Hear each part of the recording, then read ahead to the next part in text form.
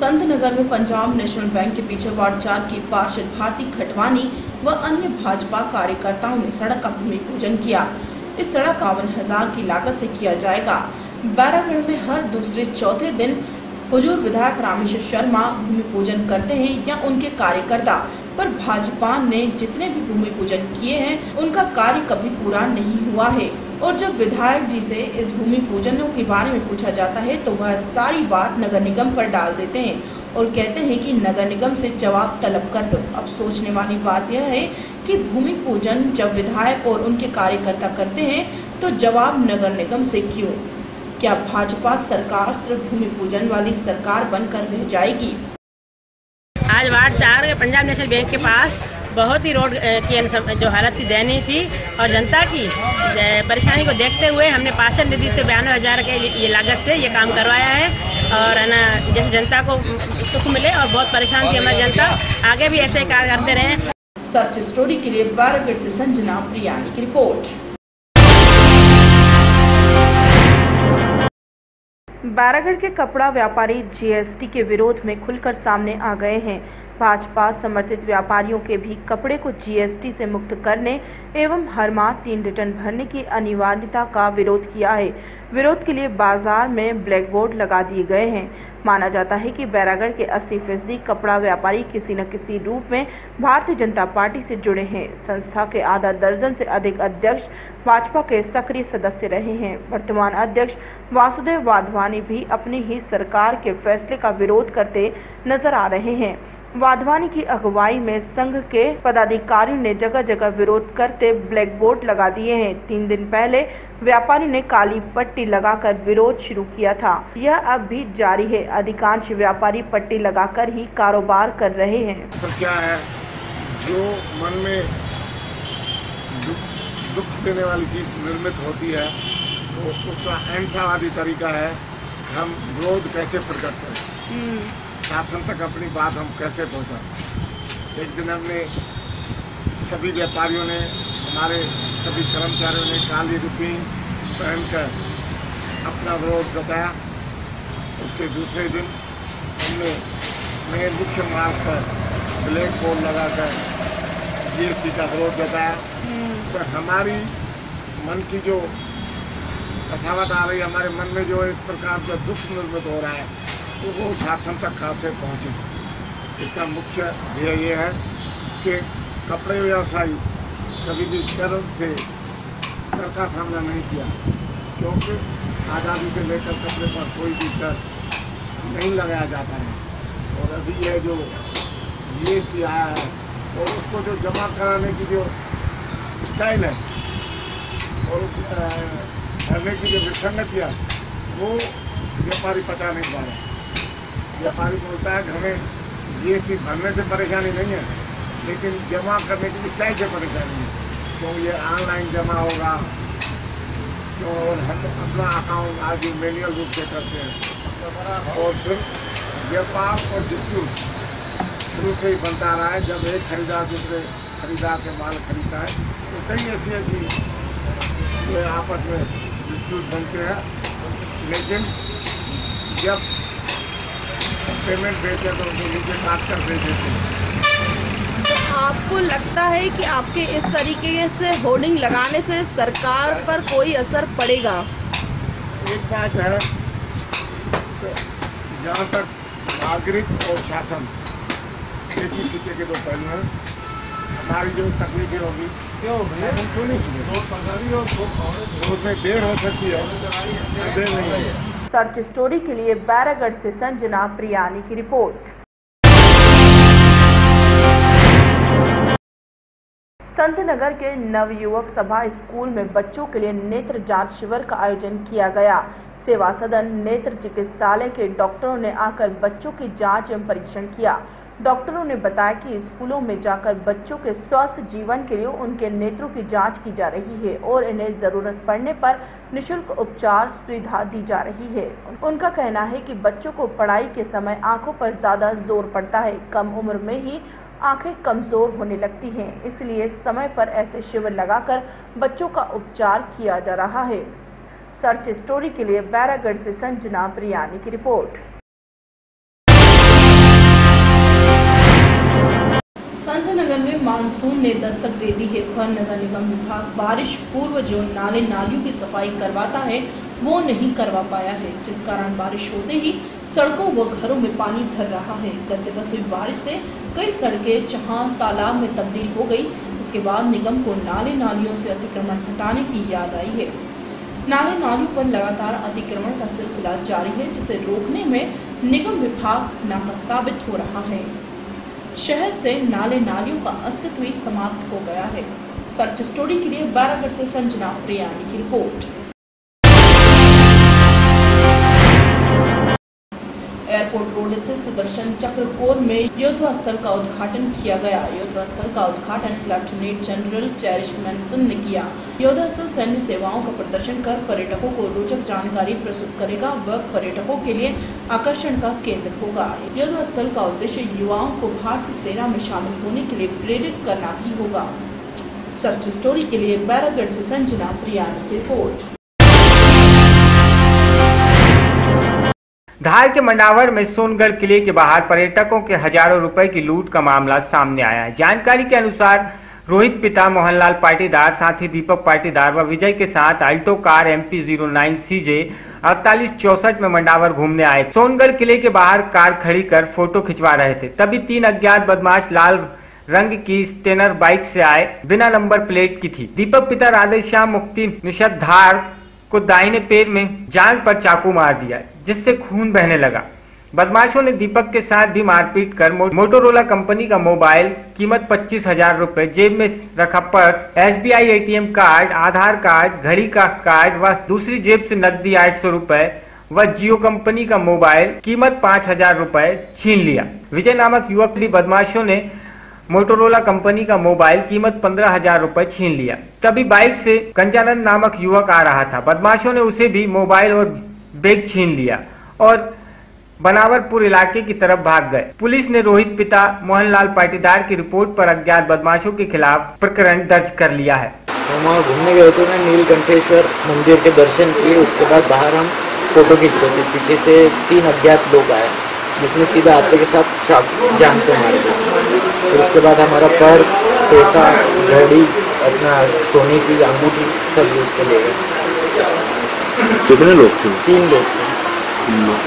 Number वगैरह कुछ पहचान पाया उनकी गाड़ी का? उनका गाड़ी तो इग्नाइटर थी, होंडा रेड कलर की, मगर उस पर नंबर प्लेट नहीं था। आप लोग कितने थे? हम लोग भी 3 थे। कितनी बजे घटना है सर? 5 साढ़े 5 शाम की? शाम उजाला ही। फिर आपने कुछ पुलिस को सूचना वगैरह वहीं से दी या खुद थाने गए थे आप?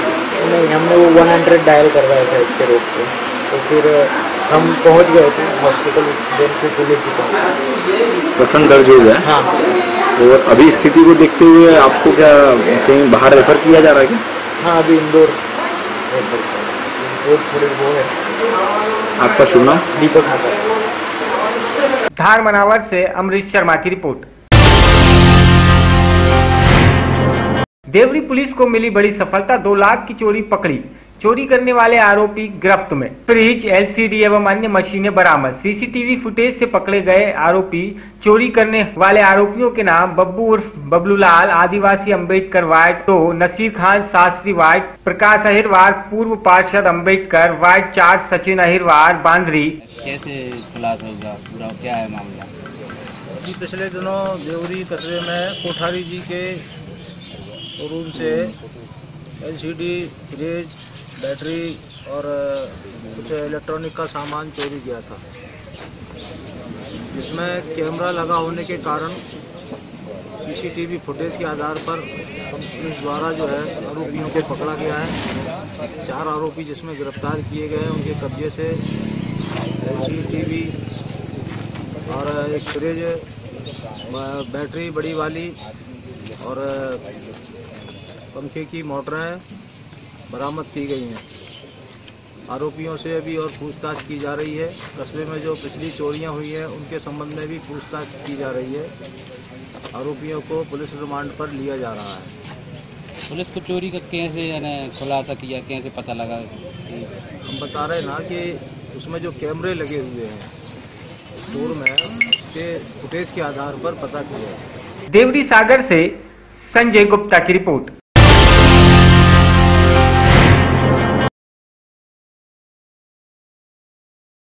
पूरे प्रदेश सहित दतिया जिले में प्रवेशोत्सव के तहत सभी सरकारी विद्यालयों में बच्चों को प्रवेशोत्सव मनाया गया, जहां सरकारी प्राथमिक माध्यमिक विद्यालयों में स्कूली बच्चे शिक्षा ग्रहण करने के लिए बच्चे पहुंचे, जहां पढ़ने आए बालकों एवं बालिकाओं से सरकारी विद्यालय स्टाफ द्वारा स्वयं खाने के बर्तन मंजवा कर धुलवाए जा रहे थे। वहीं आने के बाद सरकारी विद्यालय की छात्राओं से झाड़ू लगवाई जा रही। यह नजारा मुख्यालय से 3 किलोमीटर की दूरी पर स्थित प्राथमिक विद्यालय चितुवा डेरा में देखने को मिला, जहां बुधवार को पत्रकारों की टीम ने यह नजारा अपने कैमरे में कैद किया। विद्यालय में अनेक अनियमितता एवं बच्चों को स्कूल का रवैया स्कूली मापदंडों के विपरीत मिला है, जहां स्कूल में छात्रों को स्कूल में बुलाने के लिए प्रदेश सरकार बच्चों को प्रेरित कर रही है और मध्याह्न भोजन के बाद पढ़ाई लिखाई के लिए संकल्पित कर रही है। वहीं दतिया जिले के शिक्षा के मंदिर में सरकार की मंशा को खूंटे पर टांगते हुए छात्रों से बर्तन धुलवाए जा रहे हैं और झाड़ू लगवाई जा रही है। इस सब की जानकारी से शिक्षा महकमा अनजान बना हुआ है। महकमे की अनदेखी एवं स्कूलों के निरीक्षण न किए जाने से स्कूलों के ये हाल बनते नजर आ रहे हैं। अब बच्चे स्कूल आए व पढ़ाई करें कि बर्तन एवं झाड़ू पोछा करें, अपने आप से यह सवाल खड़ा हो गया है। अतिरिक्त जानकारी के अनुसार प्राइमरी स्कूल में स्कूल संस्था के प्रभारी द्वारा बच्चों से बर्तन धुलवाए जाते हैं और झाड़ू भी लगवाई जाती है तथा ना ही संस्था में लाइट है और ना ही पीने के पानी की कोई व्यवस्था। आपने जो चितुवा डेरा का प्रकरण बताया है, इसमें रसोइया समूह के द्वारा नियुक्त होती हैं, रसोइया खाना बनाती हैं, समूह के पास राशि जाती है और जिला पंचायत से प्रक्रिया संपन्न होती है। अगर जो रसोइया वहाँ से नियुक्त हैं और जिनको ऑथराइज हैं खाना बनाने के लिए, अगर वो नहीं बना रही हैं तो इसकी जांच आपने संज्ञान में मामला लाया है, अभी तत्काल करवा के देखते हैं और जो भी दोषी होगा उनके खिलाफ कार्रवाई की जाएगी। इसमें मेन्यू का भी परीक्षण कराएंगे, वो औचक निरीक्षण करवा के और अगर अनियमितता पाई जाती है तो समूह के खिलाफ कार्रवाई की जाएगी। लेकिन बर्तन वहाँ जो रसोइयाँ हैं उनको धोना चाहिए, साफ सफाई और खाना बनाने के बर्तन आदि ये सब रसोइयों को धोना है, रसोइयाँ इसी के लिए नियुक्त हैं।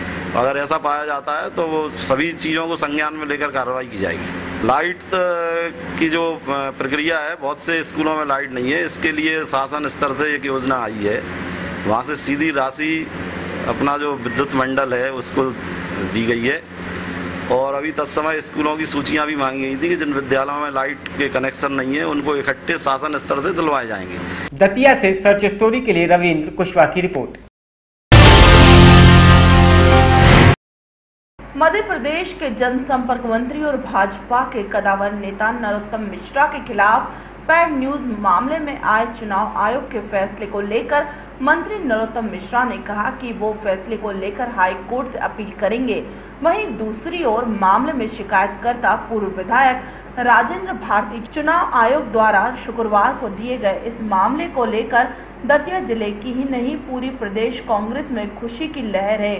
तो वहीं दतिया में कांग्रेसियों द्वारा फैसले आने के बाद मिठाई खिलाकर एक दूसरे को बधाइयां दी गई। मामले में देखने वाली बात यह है कि जिन तथ्यों को आधार बनाकर मंत्री नरोत्तम मिश्रा हाई कोर्ट में चुनाव आयोग के फैसले के विरुद्ध याचिका दायर करेंगे, उसके बाद कांग्रेसियों की ये खुशी कितने समय के लिए है, ये तो आने वाला समय ही तय करेगा।